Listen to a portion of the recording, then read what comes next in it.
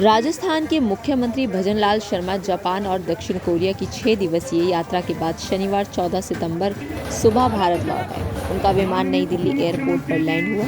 जहां उनका स्वागत किया गया। इसके बाद वे जयपुर के लिए रवाना हुए। जयपुर पहुंचते ही उनका भव्य स्वागत किया गया। सीएम भजनलाल शर्मा की यह विदेश यात्रा आगामी rising Rajasthan global investment summit 2024 की तैयारियों का हिस्सा थी।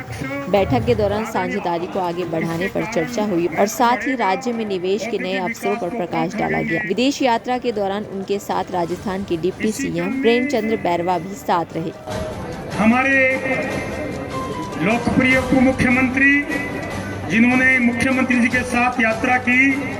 आदरणीय प्रेमचंद जी बैरवा के स्वागत के लिए श्री ओम प्रकाश जी भडाना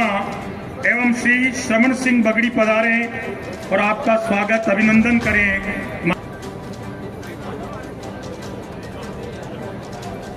इसी क्रम में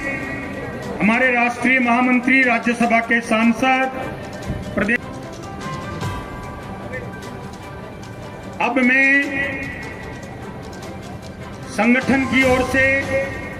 जो प्रदेश के उपाध्यक्ष हैं, भारतीय जनता पार्टी के यशस्वी प्रदेश अध्यक्ष सम्मानीय मदन राठौर साहब,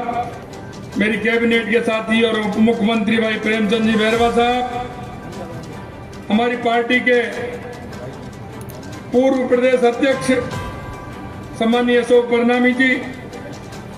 पूर्व प्रदेश अध्यक्ष और चित्तौड़ के सांसद सम्मानीय सीपी जोशी जी,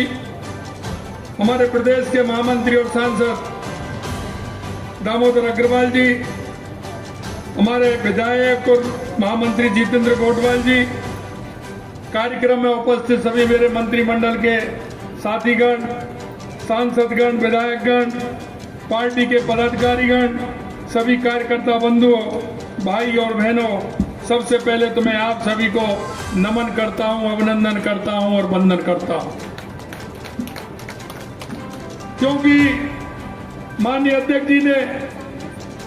काफी आपको बताया है और माननीय प्रेमचंद जी ने भी कहा है, लेकिन मुझे पता है कि अगर ये सब कुछ करने की जो ताकत आती है वो आप जैसे सभी कार्यकर्ताओं से आती है और वो ताकत काम करती है। ऐसे मेरे सभी कार्यकर्ता बंधुओं,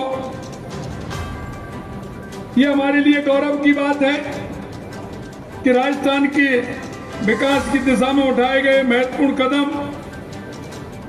धीरे धीरे, जो हमने कहा था, धीरे धीरे हमारे कार्यकर्ताओं के मन के भाव भी निकल करके आए थे और राजस्थान की जनता ने जो भरोसा किया था, मैं कहना चाहता हूं कि जो राजस्थान की जनता ने भरोसा किया वो भरोसा ही नहीं, उन्होंने अंतरात्मा से आशीर्वाद दिया था कि आप करिए और करते हुए जो संकल्प आपने लिया है उस संकल्प को भी पूरा करने का काम करिए। ये उस जनता का आशीर्वाद है, क्योंकि मैं जहां जाता हूं वहां जिस तरह का सहयोग मिलता है, जिस तरह का उनका भाव प्रकट होता है, निश्चित रूप से मुझे लगता है कि राजस्थान की जनता का मन और भाव उससे जुड़ गया है, क्योंकि आपने देखा होगा कि हर बार अकाल पड़ता था,